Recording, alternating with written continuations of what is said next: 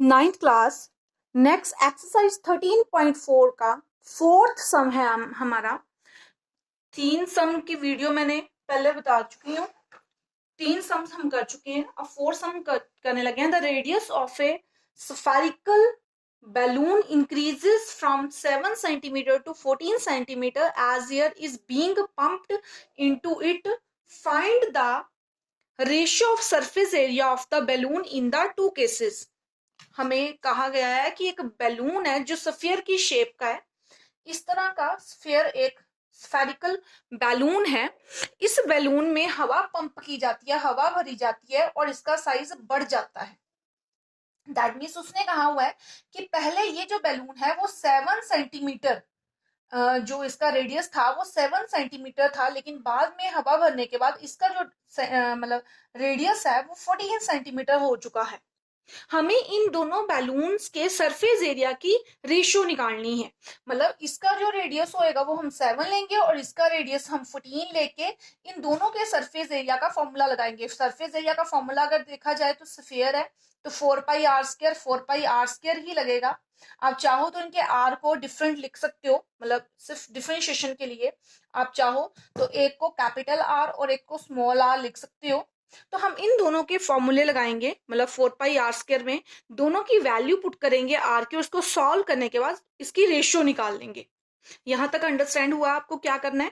हमें उसने रेशियो पूछी है सरफेस एरिया की बैलून की, तो हमें इन दोनों के सरफेस एरिया निकालने थे। सरफेस एरिया फाइंड आउट करने के लिए सबसे पहले हमें इन दोनों की रेडियस की जरूरत थी जो ऑलरेडी गिवन थे। क्वेश्चन को अंडरस्टैंड करना है क्योंकि उसने कहा रेडियस स्फेरिकल बैलून का बढ़ रहा है। पहले बैलून इस साइज में है, फिर इसमें आ रहा है, तो रेडियस हमें ऑलरेडी गिवन है। अब इस क्वेश्चन को हम किस तरह से सॉल्व करेंगे? फर्स्ट ऑफ ऑल हम लिखेंगे radius of first spherical balloon. आप लिखोगे radius of first spherical balloon. Spherical word हमने इसलिए यूज किया है ताकि क्लियर हो जाए कि स्फीयर की शेप का बैलून है स्फेरिकल बैलून। ये आ जाएगा आपका 7 सेंटीमीटर। उसके बाद हमें सरफेस एरिया निकालना है फर्स्ट बैलून जो है उसी का। Surface area of first spherical balloon formula लगा दिया हमने 4 पाई r²। इसके लिए हमें सबसे पहले अपने क्वेश्चन में यहाँ पे डिनोट करना पड़ेगा स्मॉल r। स्मॉल r हमारा आ गया 7 सेंटीमीटर। अब हम इसमें पुट करेंगे, हमारे पास आएगा 4 इंटू पाई की वैल्यू 22.7 और 7 रेडियस का स्क्वायर। ये हमारे पास आ गया है 4 इंटू 22/7 और 7 का स्क्वायर था, दैट्स वाई 7 इंटू 7। एक 7 आपका कैंसिल हो रहा है, बाकी जो वैल्यू है उसको हम लिख के रख लेते हैं। हमारे पास आ रही है 4 इंटू 22 इंटू 7। आप चाहो तो इस क्वेश्चन में पाई की वैल्यू अगर पुट नहीं करते हो और तब भी सॉल्व कर देते हो तब भी ये सॉल्व हो जाएगा, ठीक है। इसको हम इक्वेशन नंबर 1 लिख देते हैं। नाउ अब हम radius of second spherical balloon find out करेंगे। तो हमारे पास यहां पे आएगा radius of second spherical balloon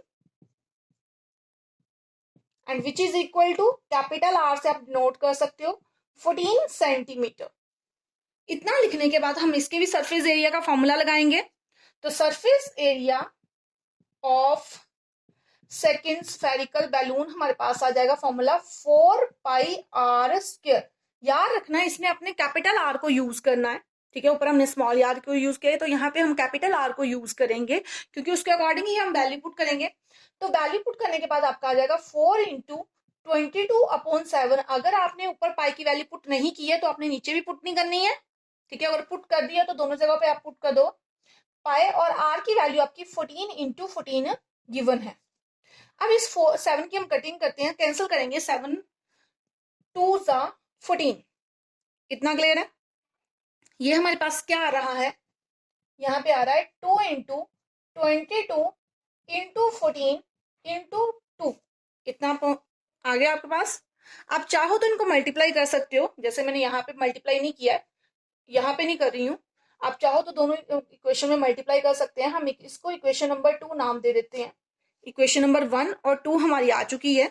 अब इसको हमने डिवाइड करना है, क्योंकि उसने हमें क्वेश्चन में रेशियो फाइंड आउट करने को कहा था। दैट्स वाई हम इसको अब जो है डिवाइड करके देखते हैं कि इसका एक्चुअल में आंसर क्या आ रहा है, क्योंकि इसने बोला हुआ है क्वेश्चन में, देखो find the ratio of surface area of balloons. हमें जो बैलून है दोनों केसेस में, क्योंकि ये अगर हम देखें तो ये हमारा फर्स्ट केस है and this one is second case. तब दोनों केसेस के जो सरफेस एरिया उनको हमें डिवाइड करना है, तो हम डिवाइड करेंगे अब इन दोनों सरफेस एरिया को। फर्स्ट ऑफ ऑल हम लिखेंगे रेशियो। रेशियो किसके इक्वल लिखेंगे हम? रेशियो का फॉर्मूला क्या यूज करेंगे? Surface area of, surface area में शॉर्ट फॉर्म में लिख रही हूं, फर्स्ट स्फेरिकल बैलून। आप पूरा लिखोगे स्फेरिकल बैलून